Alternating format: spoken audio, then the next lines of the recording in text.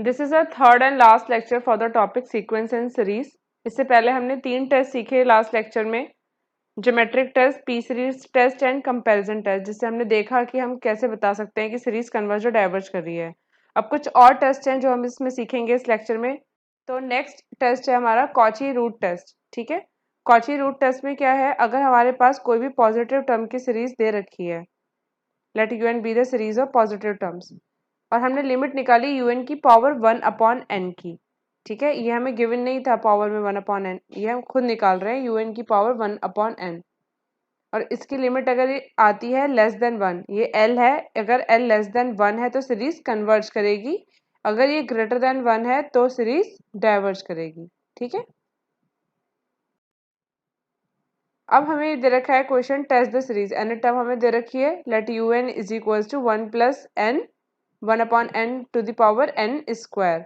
तो अब हम यहाँ पे कॉची रूट टेस्ट लगाएंगे। कॉची रूट टेस्ट मेनली तब लगता है जब आपकी nth टर्म में पावर में n आ रहा हो, ये इसकी पहचान है। ठीक है, n स्क्वायर आ रहा है, n आ रहा है, n क्यूब आ रहा है, अगर nth टर्म में हमारी पावर में n आ रहा है तो अब हम un की पावर 1/n पहले निकाल लिया हमने, फिर लिमिट निकाली हमने n tending to infinitive un की पावर 1/n की। तो आपने देखा ये कितनी आ गई, 1/e।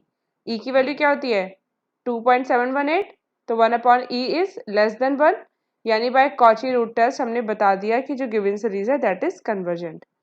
नेक्स्ट एग्जांपल देखो, पहले तो आप nth टर्म ही लिखोगे, पैटर्न देख के साफ पता चल रहा है ना। तो हमने पहले nth टर्म लिख ली।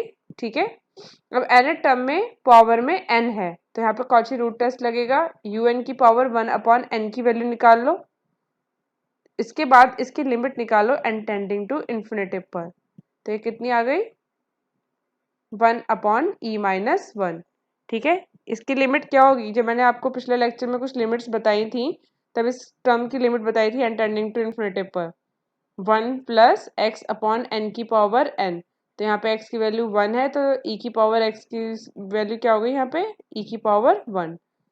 ठीक है, तो 1/e-1, यहाँ पे -1 आएगा इसलिए अपॉन में चला गया। तो बाय कॉची रूट टेस्ट ये सीरीज भी कैसी हो गई, कन्वर्जेंट।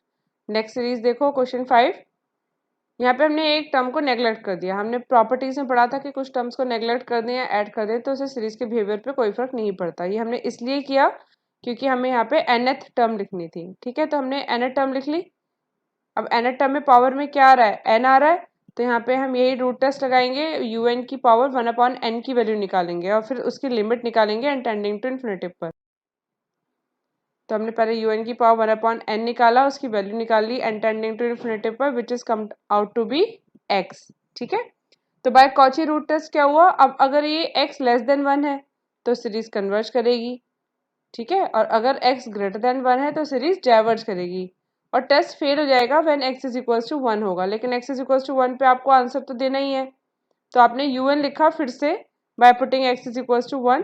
ठीक है, un हमारे पास ये था, हमने इसमें x की वैल्यू 1 पुट कर दी, तो un अब हमारा नया ये आ गया। अब इसकी लिमिट निकालेंगे n टेंडिंग टू इन्फिनिटिव पर। ये un टेस्ट है, un टेस्ट के अकॉर्डिंग क्या होता है कि अगर limit n tending to infinitive पर 0 आती है तो सीरीज कन्वर्ज कर रही है, अगर नहीं आती है तो सीरीज डाइवर्ज कर रही है। तो यहाँ पे क्या है, n टेंडिंग टू इन्फिनिटिव पर 0 नहीं आ रही है, तो इसका मतलब ये सीरीज डाइवर्ज हो गई। तो हमने फाइनली कंक्लूड किया कि x लेस देन 1 पे सीरीज कन्वर्ज करेगी और x greater than equals to 1 पे सीरीज डाइवर्ज करेगी। नेक्स्ट टेस्ट है डीएलएम्बर्ट रेशो टेस्ट। इसमें क्या होता है, un प्लस 1/un की लिमिट निकालनी है आपको n टेंडिंग टू इन्फिनिटिव पर। अगर ये लिमिट लेस देन 1 आई, अगर ये लिमिट लेस देन 1 आई तो हम बोलेंगे सीक्वेंस इज कन्वर्जेंट। ठीक है, और अगर ये लिमिट ग्रेटर देन 1 आई तो हम बोलेंगे सीरीज इज डाइवर्जेंट, और अगर 1 आई तो हम ये बोलेंगे कि टेस्ट फेल हो गया। इनडिटरमिनेट का मतलब कि test is fail. Use the ratio test to determine whether the following series are converge और डाइवर्ज। तो फर्स्ट एग्जांपल क्या है, यहाँ पे n की बजाय k यूज किया हुआ है, तो हम कोई भी नोटेशन यूज कर सकते हैं, 1/n फैक्टोरियल या 1/k फैक्टोरियल। तो आप क्या निकालोगे, पहले limit k tending to infinitive uk plus 1/uk की वैल्यू निकालेंगे, विच इज 0 लेस देन 1, तो सीरीज क्या हो गई, कन्वर्ज हो गई। ठीक है, ऐसे ही नेक्स्ट एग्जाम्पल देखो, k अपॉन टू की पावर k। ठीक है, इसमें भी हमने क्या किया, k टेंडिंग टू इन्फिनिटी पर ये वैल्यू निकाली uk plus one upon uk की, तो ये वैल्यू कितनी आ गई, half, which is also less than one. तो हमने कह दिया कि सीरीज कन्वर्ज करेगी। ऐसे ही बाकी तीनों एग्जाम्पल्स आप करेंगे, तो देख सकते हो हर एग्जाम्पल में हमने लिमिट निकाली है uk plus one upon uk की, उसी के अकॉर्डिंग हम बता रहे हैं कि सीरीज कन्वर्ज कर रही है या डाइवर्ज कर रही है। अब नेक्स्ट टेस्ट है, लास्ट टेस्ट, रेबीज टेस्ट। ठीक है, तो रेबीज टेस्ट में हम किसकी वैल्यू निकालते हैं, un upon un plus one minus one की। ठीक है, इससे n की मल्टीप्लाई करो n टेंडिंग टू इन्फिनिटी पर। अगर ये ग्रेटर देन वन आता है तो un is convergent, less than one आता है तो un इज डाइवर्जेंट, और k is equal to one पे हमारा टेस्ट फेल हो जाता है। इसी के साथ एक और टेस्ट है, लॉगरिथम टेस्ट। इसको मैं अभी आगे बताऊंगी कि इसको किस सिचुएशन में अप्लाई करना होता है, क्वेश्चन से क्लियर हो जाएगा। पहली चीज तो ये है कि जब आपको क्वेश्चन दिया हुआ है, जैसे ये क्वेश्चन दिया हुआ है, अभी यहाँ पे कुछ गिवन नहीं है कि आपको कौन सा टेस्ट अप्लाई करना है, तो आप बिल्कुल स्टार्टिंग से स्टार्ट करो। क्या इसमें ज्योमेट्रिक लग रहा है, पी सीरीज लग रहा है, कंपैरिजन लग रहा है, तो वो कब देखेंगे, जब आप पहले यूएन लिख लोगे। ठीक है, यूएन लिख लिया आपने, अगर यूएन में सिर्फ nth में ही टर्म होती है इस तरह की, तो कंपैरिजन से भी हो जाता, लेकिन ये पूरी यहाँ पे मल्टीप्लिकेशन है, तो ये ऐसी जब भी टर्म्स हो, आप पे वन टू इतनी सारी टर्म्स दे रखी हैं, तो ऐसी सिचुएशन में जब आपने un प्लस वन लिखा, तो इस पूरे से ये पूरा कट जाएगा आपका, तो हमारे यहाँ पे क्या लगाएंगे, रेशो टेस्ट ही लगाएंगे। ठीक है, या तो इस तरह के क्वेश्चन रेशो टेस्ट से सॉल्व हो जाते हैं, अगर रेशो टेस्ट फेल हो जाए तो फिर हम रेबीज टेस्ट ही अप्लाई करते हैं, और अगर उसमें रेबीज टेस्ट अप्लाई हम करेंगे और अगर उसमें लॉग की टर्म आती है, तो वो भी हम नेक्स्ट एग्जाम्पल में देखते हैं। अभी आप इसको देखो, यहाँ पे un निकाला, un प्लस वन निकाला। ठीक है, लिमिट निकाल ली N tending to infinity un upon un plus one की, जो कि वन आ गई, तो इसका मतलब क्या हो गया कि रेशो टेस्ट तो फेल हो गया, तो रेशो टेस्ट अप्लाई नहीं हो पाएगा। ठीक है, अब हम लगाएंगे रेबीज टेस्ट। उसके लिए हमें किसकी लिमिट निकालनी है, n into U N upon U N plus one minus one की। तो पहले हमने माइनस वन निकाला, फिर n से मल्टीप्लाई कर दी, और फिर हमने उसकी लिमिट निकाली, तो ये कितनी आ रही है, 3/2 विच इज ग्रेटर देन वन। तो बाय रेबीज टेस्ट हमने कहा कि सीक्वेंस जो हमारी सीरीज गिवन थी दैट इज कन्वर्जेंट। ठीक है, तो पहले हमने क्या किया, रेशो ट्राई किया, रेशो फेल हो गया, तो फिर हमने ये लिमिट निकाली और हमने इस क्वेश्चन को रेबीज टेस्ट से सॉल्व कर दिया।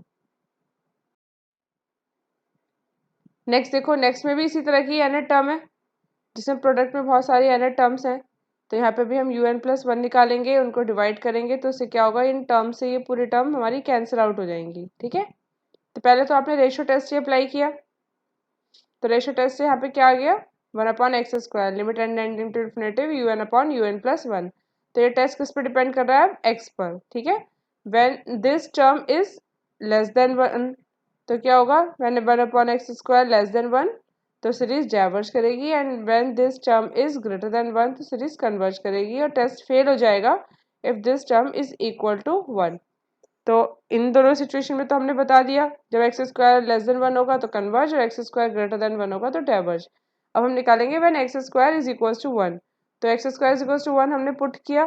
ठीक है, उसके बाद हम इसमें क्या अप्लाई करेंगे, देखते हैं। हमने पहले इस टर्म की वैल्यू निकाल दी, n into U N upon U N plus one minus one की, ये वैल्यू आ गई, तो इससे हमें साफ दिखाई दे रहा है कि रेबीज टेस्ट अप्लाई हो जाएगा। Limit N tending to infinity लगा दो, 3/2 आ गई which is greater than one. तो बाय रेबीज टेस्ट क्या हुआ, द सीरीज कन्वर्ज करेगी when x is equal to one. तो हमने फाइनली रिजल्ट दे दिया तीनों केस में, when X square less than one, greater than one and equal to one. अब इस एग्जाम्पल को देखो, यहाँ पे हमें टेस्ट करना है सीरीज के लिए, तो पहले सबसे पहले क्या लिखोगे आप, un लिखोगे, साफ दिखाई दे रहा है n to the power n, x की power n upon factorial n। ठीक है, तो हमने un प्लस वन लिख लिया। सबसे पहले हम रेशो टेस्ट लगाने की कोशिश करेंगे, un upon un plus one की लिमिट निकाल ली हमने n टेंडिंग टू इन्फिनिटी पर। ठीक है, तो कितनी आ गई, one upon E into X आ गई, तो इस पर डिपेंड कर गया टेस्ट, अब जब ये टर्म ग्रेटर देन 1 होगी तो सीरीज कन्वर्ज करेगी, और जब ये टर्म लेस देन 1 होगी तो सीरीज डाइवर्ज करेगी। ठीक है, और इक्वल टू 1 पे टेस्ट फेल हो जाएगा, यानी x is equal to 1/e पे टेस्ट फेल हो गया।